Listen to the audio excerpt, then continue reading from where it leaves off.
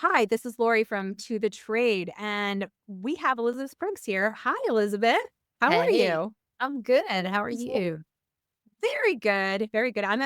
As you can see, this hotel room because I'm in Vegas for Vegas Market, and very excited to talk to you because we have a really, I think, topical conversation as people are figuring out their year and figuring out what they want to do for this year. But let's start to talk a little bit about you and your business. Tell me a little bit about what you do. Okay.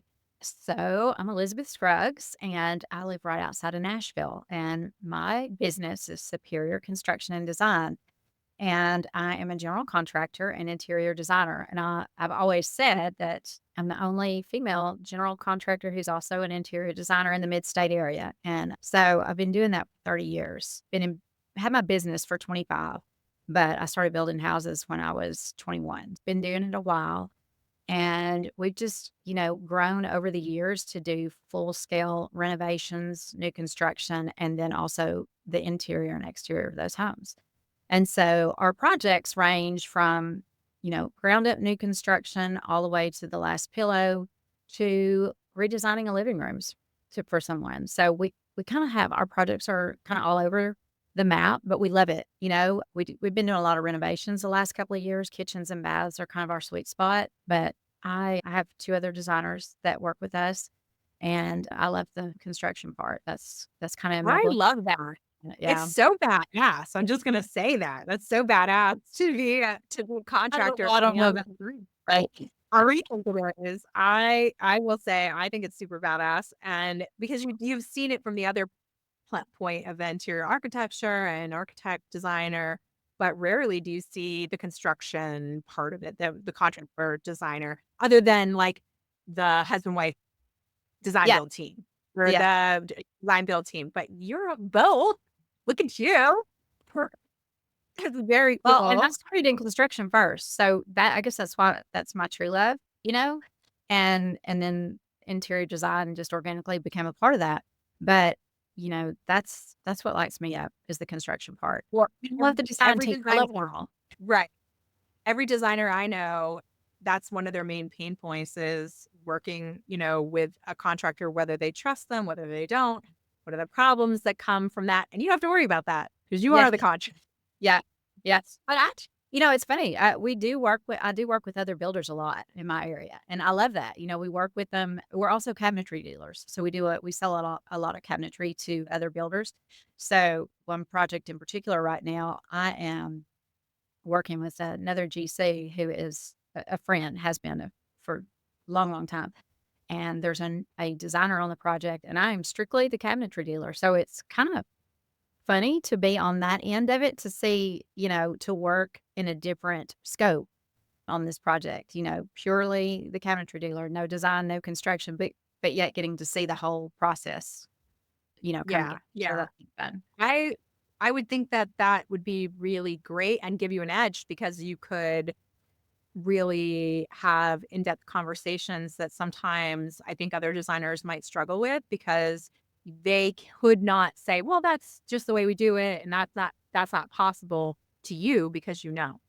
Yeah. You're coming with a different level of knowledge and authority, I would think, onto those projects than a typical interior designer would, where they're like, "I know it's possible. I've done it in my past projects," but they can't really say, "This is how we do it." Right, You know right, right, right. Yeah. So, Right. yeah.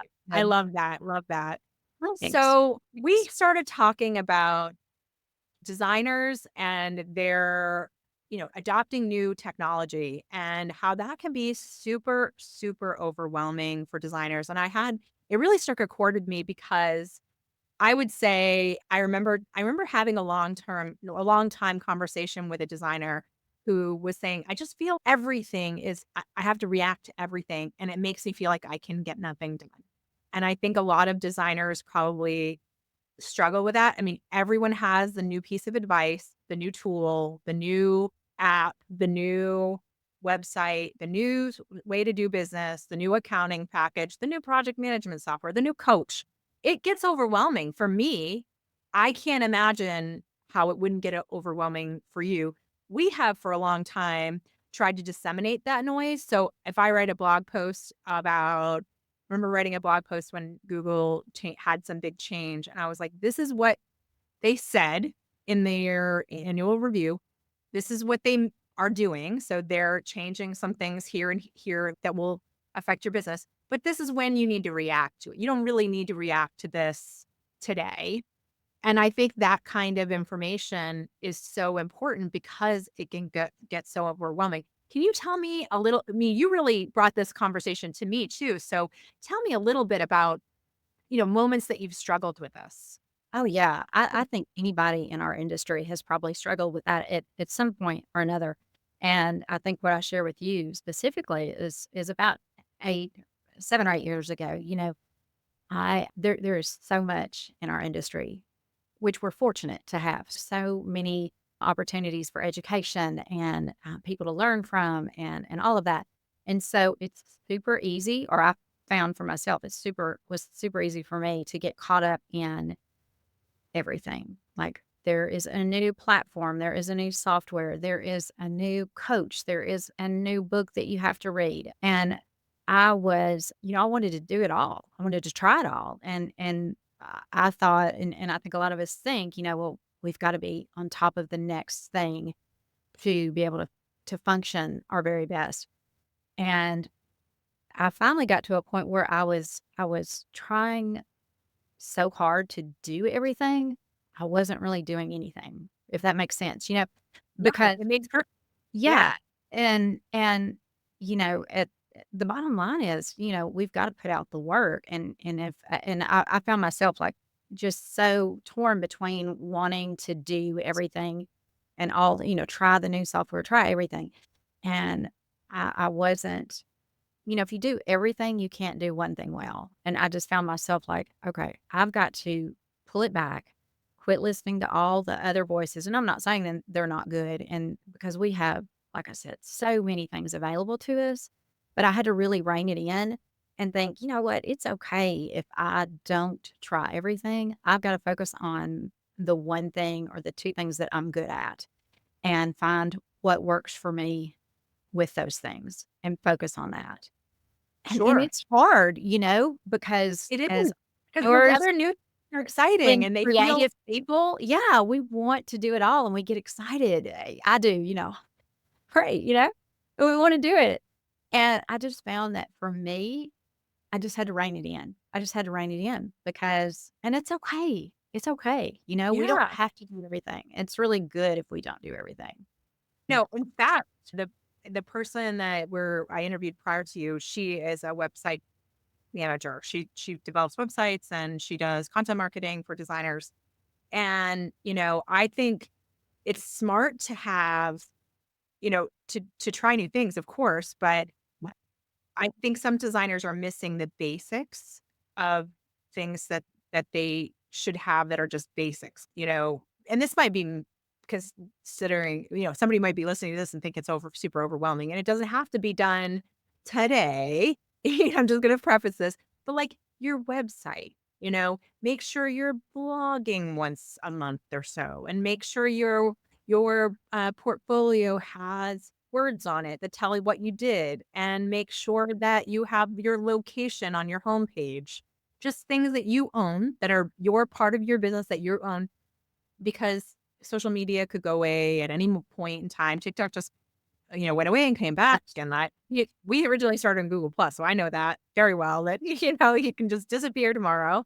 Yeah. So those are, to me, there are some core basics that are part of your marketing that also can be overwhelming, like doing an email, once a month, doing a blog post once a month, doing a asking for Google reviews. But if I were giving my, sitting down with a room full of designers, which I do often, I always say just like the basic things are the more important things rather than, chasing this tool, chasing that tool. Yes, that and consistency. Yes. Yeah. Consistency You can't, with what you you're doing.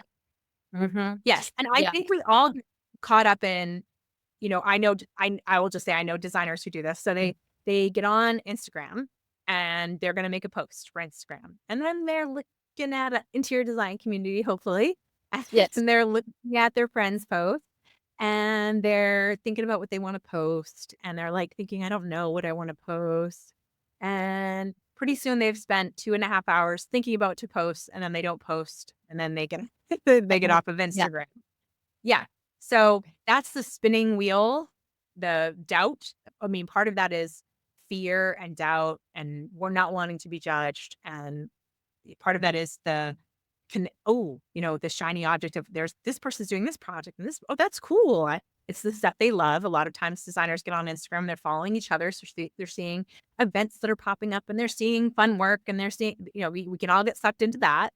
But that puts you in a position of, is what I'm doing good enough sometimes too, Comparison. right? Yeah. There Comparison, and I think that's when they will ultimately maybe not post at all, or maybe, instead of I'd rather see designers, use any scheduling tool. There are free ones, like Facebook has one, Creative Market. I think you should just Google, like, Facebook Creator Market, and you can schedule Instagram and Facebook with that. It's free, and you can I mean, for consistency basis, I mean, this is a lot, but I do 5 posts a week for designers on Facebook and Instagram. I still think they get a lot of traction. A lot of people are talking about Meta leaving, but I still think that's for right now until we figure out which way the wind blows, that's probably what I would stick with.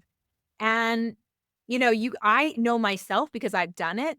If you if you really get into a moment where you just that's kind of like your set it and forget it stuff, you can do a month worth of posts in an hour, really. Yeah. You can Yeah. schedule this image, you link it to your Google Drive, you throw all your portfolio images in there, anything else that you wanna talk about, and then you pull those images, you write a quick caption, you hashtag it with your brand, and you set it and forget it, and you're done after it takes an hour, but you're not on the scroll doing it, so you're not wasting 3 hours looking at everybody else's posts, you're just on the laptop instead of on the phone, looking at, your stuff and getting it all scheduled, and then you're done. To me, that's a lot more efficient than being on there, but then you can go on there and when you have a moment to actually have fun, and you're Yeah. not feeling like you're wasting your time, because you're gonna get on Facebook or Instagram, or if you're on the social world, you're gonna get on there any day, every day anyway, Uh, just to look, but that you won't be feeling the pressure to Right. post because that will be already scheduled. But if you're at a job site and something cool is happening and you wanna video it, or you wanna send something into stories, or you wanna add what I call personality posts, which are very important, you can do it on the fly instead of because the regular basics are already scheduled. I think Yeah. that's kind of the strategy that I would recommend, but it's these little, really it's all about being organized and figuring out what those basics are. And then if you add on, you have to think about it and maybe go slow to implement new things because you're right. I mean, Yeah. gosh, it can be really it's so fun to think of the new Oh gosh. technologies that are Well, I've had and 2 conversations today alone with apps that are out in development for interior designers that are gonna be groundbreaking. There's one that helps interior designers market to, so it will search, quoted and all those, help a reporter out, and it helps you build your press release, and it helps you do that automatically instead of, to press. So I was like, "That's so cool." yeah. I love that. I love that if design had that.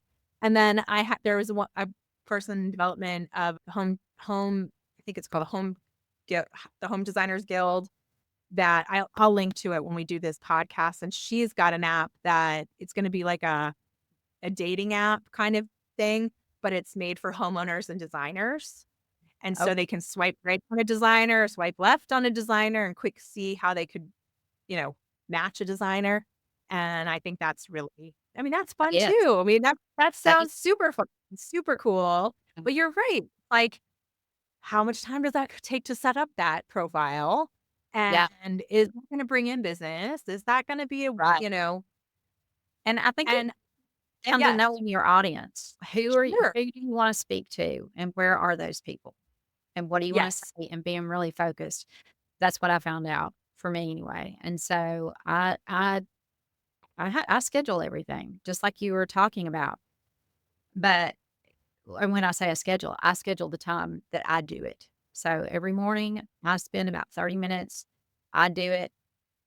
And then I mean, sometimes I'll get on and do a quick story or something, but for the most part, I try not to get back on social media to scroll because it is before you know it, you've lost an hour or you get sucked into something else. But I think it's kind of like, it's just being really focused and honed in on who you're trying to serve, who your people are, and who you want to speak to hopefully create that connection with them where you will bring that business in.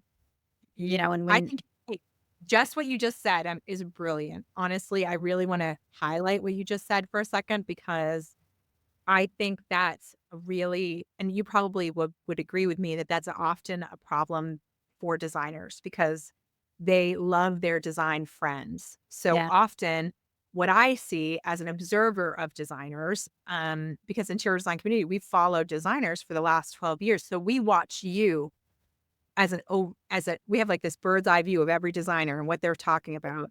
And often I find designers will accidentally be marketing to other designers because that's where they feel comfortable. That's the yeah, conversations they're having instead of their ideal client.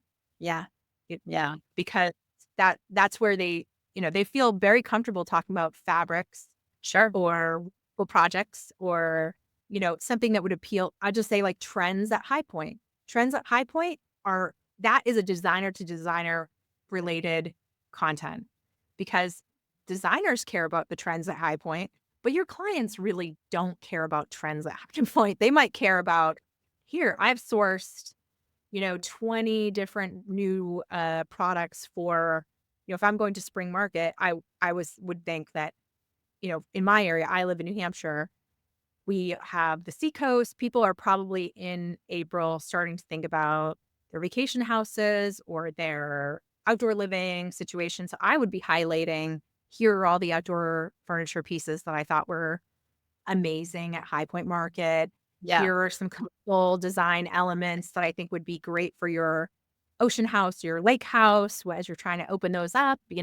Those to me would be attracting the ideal client and what they are interested in, but they're less likely to be interested in High Point Market trends because they don't even know what High Point Market is. right. They don't know what High Point Market is. And that's another thing. I think we get caught up in, well, Lori, I don't want to explain this to you because you know all about it already. And I don't want to seem like I'm trying to over explain to you. But most of our audience doesn't know what we're talking about. They don't understand Oh, it. And I don't think we can ever really over explain anything or, when we're speaking to them, and because, sometimes I'm with clients, I have to remember they don't understand what I'm talking about, and no. I'm assuming that, they think I'm talking down to them, when I'm trying to explain something. So I don't explain to it, or I don't explain it to them, but our general audience, that's looking to us for information, they don't really know.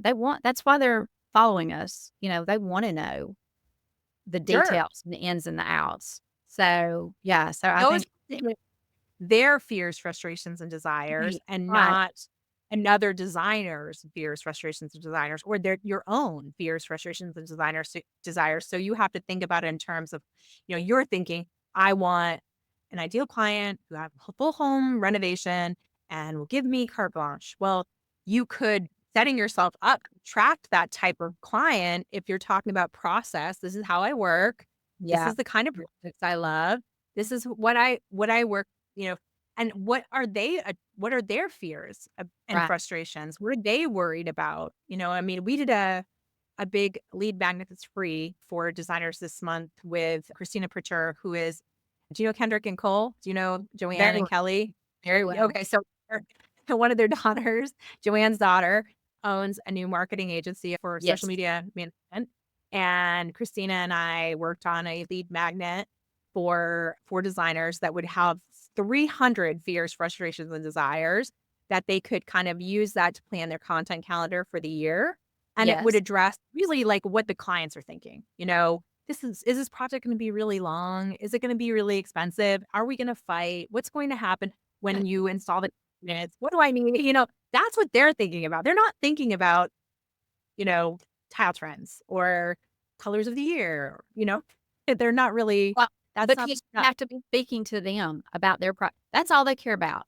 My project, not mine, but the client, if I'm a client, all I care right. about is my project and my house and what you're gonna do for me and how you're gonna make it happen. And so we've got to speak to that, and it just goes back to, like I said earlier, I was just staying focused, focus on that audience that we want to speak to and not be so caught up in I have to have the latest and greatest everything to serve everybody. We can't serve everybody, we've got to Yeah. serve our people. So, I yes, staying focused and consistent. I think that's what I found worked for me and like I said, I've been doing this 25 years. And, back when I started, we didn't have internet. We had phones with cords. I mean, and I had a legal pad with pencil. That's how we did projects. And I mean, that's how I built my first house. I went to the bookstore and bought a book, and I learned how to do it. And now, we have everything at our fingertips, and I think it's become so easy for us to get caught up in the latest and the greatest, when the truth is, the if people somebody's following us, they just want us and what we can do for them, because it's all right. about how we can help our clients and how we can help them live better and serve them better, Right. It's information overload is really what's going on. And honestly, it's made to be that way because anyone who's trying to sell to you, they want you to have that, oh my gosh, I have to do this or my business, and that moment that business is going slower, just hit a little lull, every business goes through it.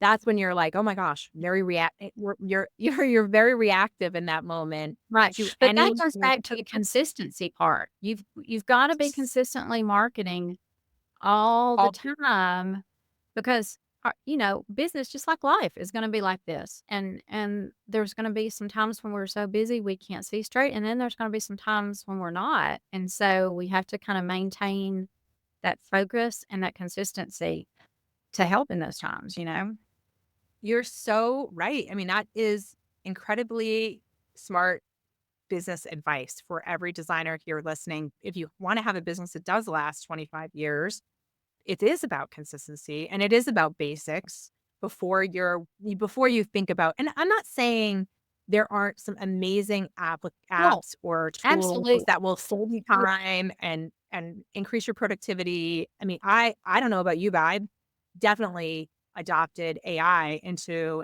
your design community workflow, and it saves my butt a lot. You can use it. In fact, I was talking to somebody about, I think that it was Timothy Chalamet was on, I want to say Jimmy Kimmel, and he said, I ChatGPT'd the recipe instead of Google. And I was like, it's changed the game. For younger people are on that more than they are on Google because if you Google a recipe, you're going to get 50 blogs with Yeah, that recipe, and you're going to have to scroll down through a million ads before you finally get to the recipe at the bottom. And that's annoying to anybody who goes and looks for any recipe. So you can chat GPT it and you got it right there. I mean, even specific, like Ina Garden's, baked risotto recipe. I just Googled it last week and they do. it the whole thing right away, ChatGPT gave it to me instantly, no ads, no fuss. Here's what to do, you know? Here's all the steps. And that's I think it's become a game changer for so many people, and it helps you write that first, an idea, first draft of the blog. It helps you write that first draft of the email. It helps you write, do competitive information. So I don't think it's you're not saying don't adopt new tools that can help your business thrive, but think Right, about it for 100. I agree. yeah, You've just gotta find what works best for you and just be sure, consistent sure. with those few things instead Yes, of yes, being like squirrel, which I yeah. do all the time. I mean, that's Me just the way too. our brains work, That's the way that's why we do what we do. The cool thing is just as much as you do. I love new tech. I love new, Yeah. I meet and I happen to meet a lot of really amazing people in this industry that are starting. really amazing technologies for the company all the time. And I'm like, oh, wow, that designers really could use that. Yeah. And there are so many designers that could use that. We just posted today on Instagram about what kind of accounting software have. And there were a lot of people who were really happy with their accounting software. And there were some that were like, I'm having the worst time ever. I need a new accounting software. This is great. There are times when you have to implement new products or new procedures, but you're right. It's the not being reactive Yeah. to that, Well, not and being one of the reasons I love interior design community is because there's trusted voices there, right. people that Sure. I respect in the industry that are going to chime in and give me guidance, or give, honest, real time opinions. And I love that. I love that. And Yeah.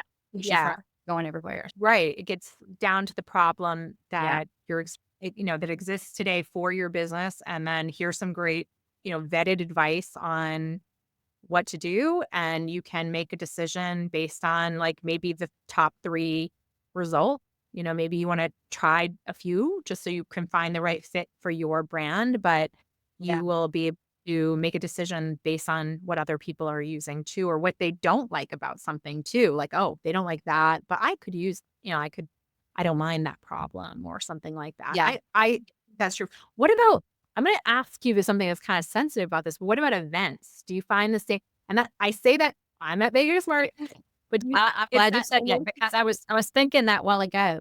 So I don't know if it's my age. I might be showing my age here. But everybody's got FOMO. I've got JOMO. I got the joy of missing out on a lot of stuff. Now I do there are certain events that I will not miss. High Point Market, I'm gonna go twice a year because that I is agree with you. I'm going to throw that out there. I think High Point Market for every yeah, designer out there listening, it is. I know it's a challenge to get to both market, right? sure. It is. It There's is. so much information overload. Yes. In a good way. You learn everything you need to learn. You can really set the path for yourself. It's that connection, and you leave it, even though you're taking the time away from your business, even Yeah. though that's a struggle for a lot of people out there, especially if Yeah. you have a little kid. Oh gosh, yeah. You're with so much creative juice. It's worth that alone is worth it, and it's free for designers to attend. Oh, yeah, And there's yeah. people that feed you, you'll That's right. get But, you know, there are so many events that we can go to, and they're all wonderful. They're all yeah, so good. But you've got yeah, to be in and figure out what are the best ones for you and which ones are gonna give you the biggest ROI as far as something tangible you can take back and actually use to serve your clients. So High yeah. Point, that's where I get so much of my inspiration, and we get to connect K-Bears our is vendors. great. Yep, KBIS, I go every year.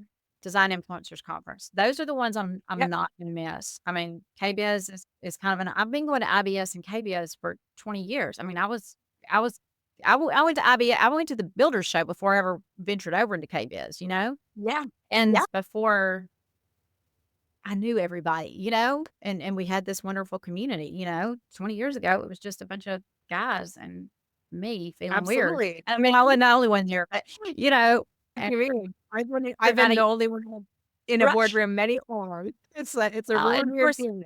over there, everybody always assumes I'm there with my husband. "Oh, well, where's Sure, your they do, husband?" even now. So I'm like, "Oh, no." I mean, he's here, He's you here can with talk to me. him, but he came with me, Sure. but yeah, but so I think just like with software or any of the other things we've talked about, I think you have to find the events that work for you, I and want that's to throw one out there that I am gonna promote right now because I'm very excited okay. about it, but I'm working with Design Edge. It's March 27th to 28th in Phoenix this year. I've They will seen do that. one of yes, You it's know, so niche. we had one in Nashville back. Yeah, we had a Nashville one, but we're changing it. Lee and I are changing it a little bit, hopefully moving forward. And we're gonna make the conference part be interior design community conference part, hopefully. uh, And we are making we're this particular one in Phoenix. And we're in March. We're going to do a speed networking with a handful of brands, about 16 brands, and we're going to have moderators that are assigned to those brands. And designers will be able to sit down in small groups of 6 with the brand and discuss what problems the brand has, what designers feel are going not really super well, whether that be supply chain issues, breakage, whatever that is, customer service, and then what is going really well. What do they like and they don't want the brand to change? They love that process. They love the tear sheets, whatever that is. Right. And then how designers can, with the senior leadership, these are people you typically wouldn't be able to talk to at KBIS or High Point Market Well, yeah, because but they're more what a hung out. gift is that to the vendors to get It that? is a huge That's vendor. more that's even more valuable to the vendors, I would think, I than I mean, I it's think still it's valuable to both. us, but to the vendors, that's a I think it's a win-win on both sides because it's really about putting the designer and the vendor on the same side of the aisle and saying, where can we collaborate more? yeah, Blogging and photos. And hey, can I use your PR for this project? Because I really think it should be on, getting press and I don't have money for a PR agency, but you big brand who is in my project do. So how can I leverage what you have and how can you leverage what I have? And how can we work together to gain more market share?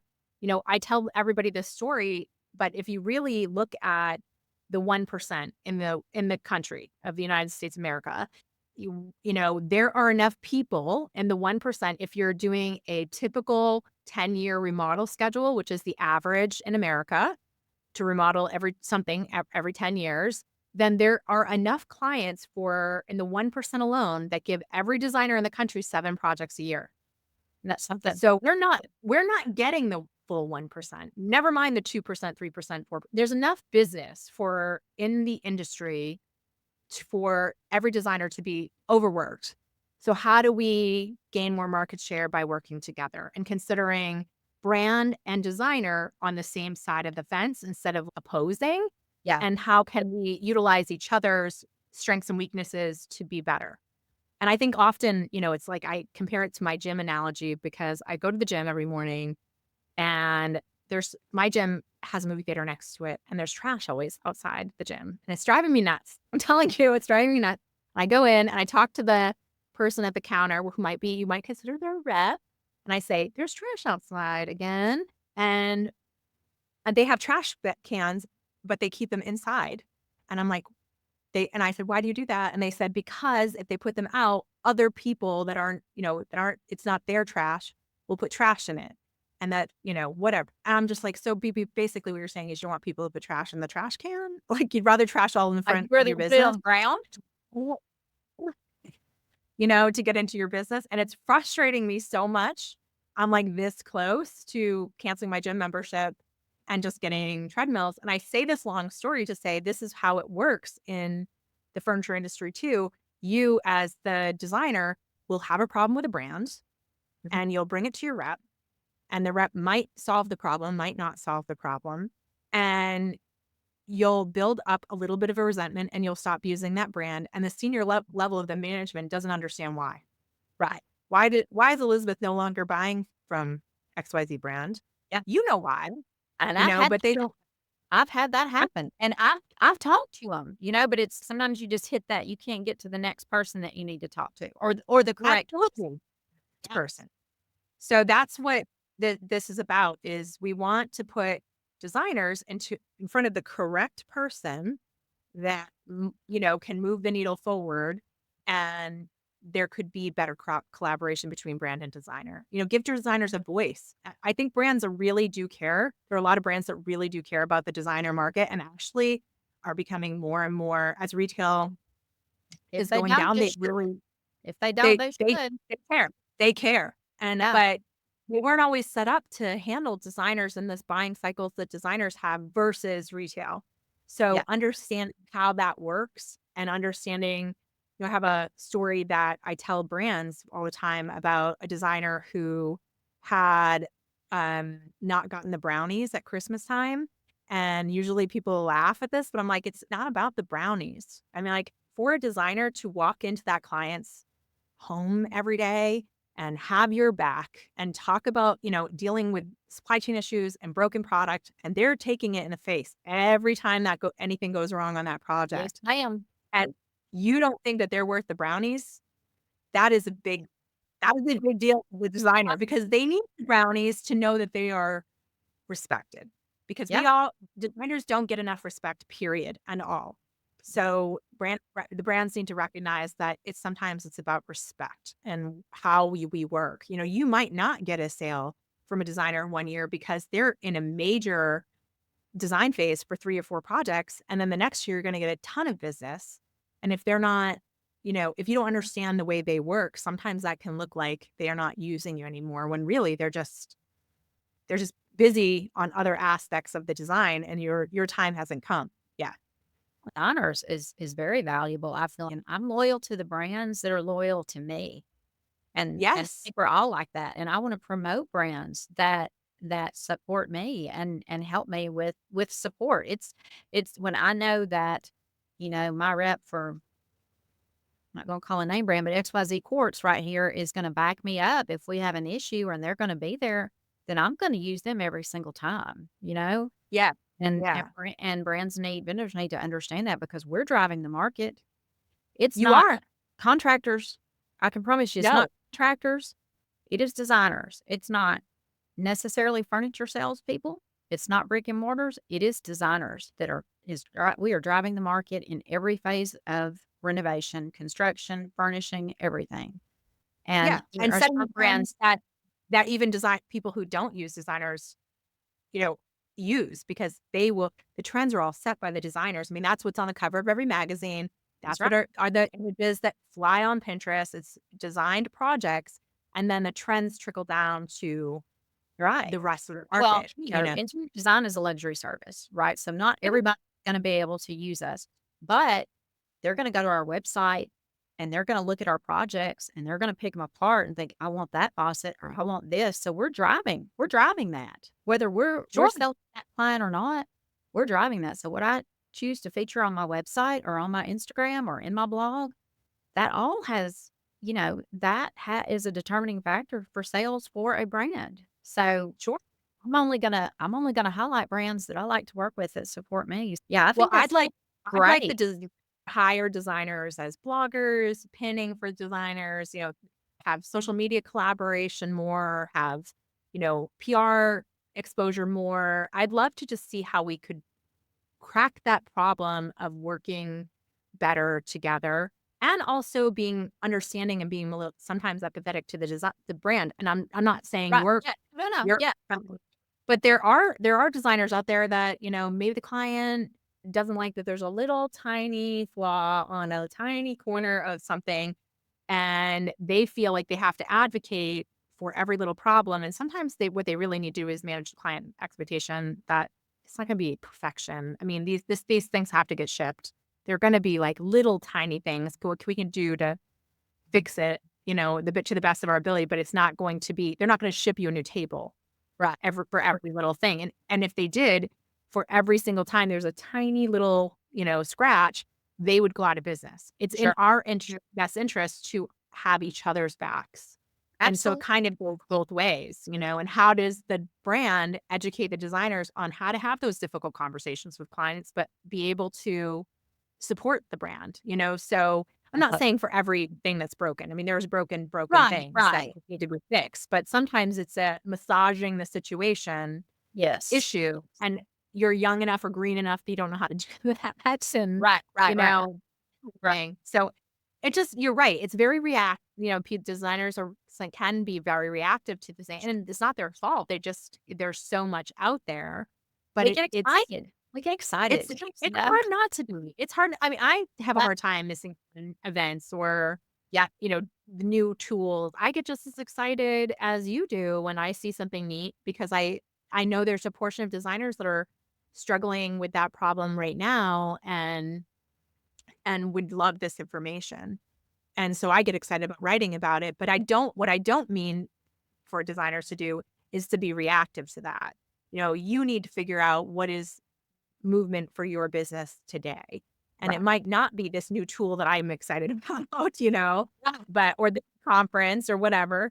But Yeah. you should, if this resonates with you and if you're like, "Oh, gosh, I really need that, that's when you, to me, need to be thinking about it and looking at the options. It's not just Yeah. one option. You might want to look at what really would be meaningful to you. Sometimes I think KBIS and High Point are not to be missed, but they can be a little bit surface because they are about meeting a lot of people, seeing a lot of events, going to a lot of places, and it's harder to get like deeper at those particular events rather It is, than but it goes back to that sometimes with focus. small.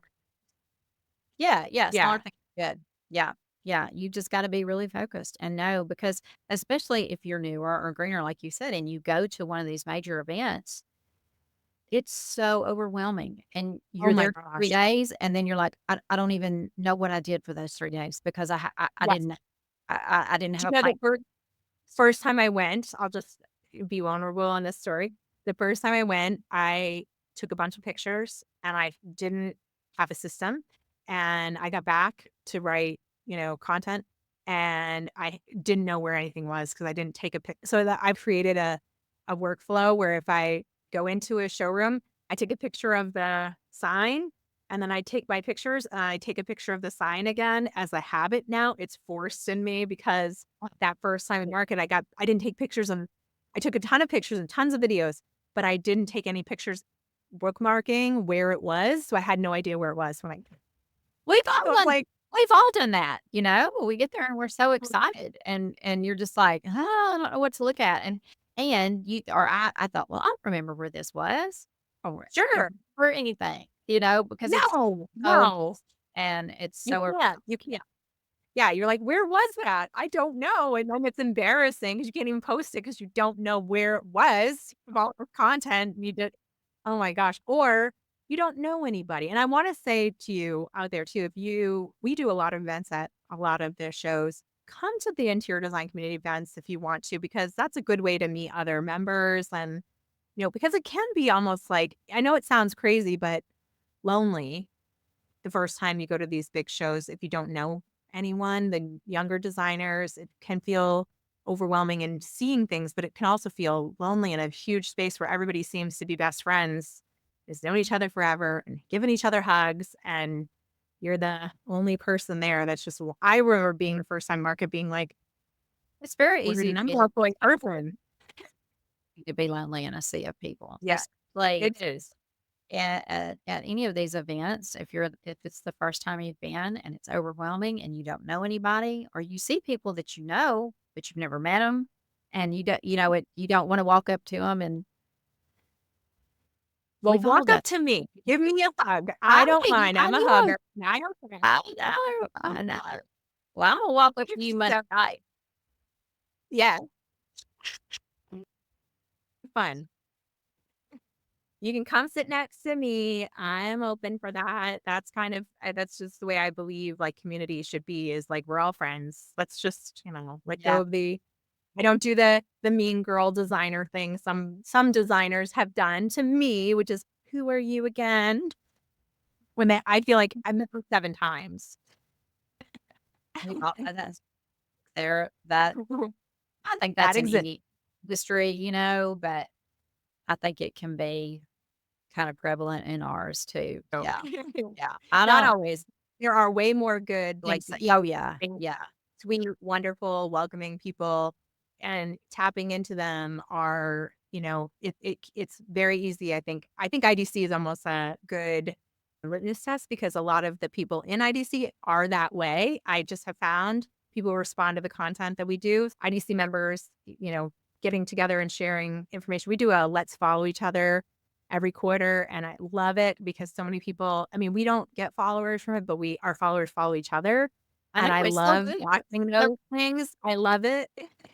And then your feed is better because 'cause you're looking at, other designers' work, and that's very cool. I Yeah. love that sense of community. And anyway, Elizabeth, this has been amazing information, and I really think very valuable for interior designers. We're going to put this post out very soon. I'm gonna have your links, your socials, so every designer can come on and follow you and learn more about your wonderful advice about both probably being a contractor and design on your Instagram and website and learning more about you. Yeah. Well, thank you. It's been a great conversation. It's been so much fun, and I appreciate you having me on.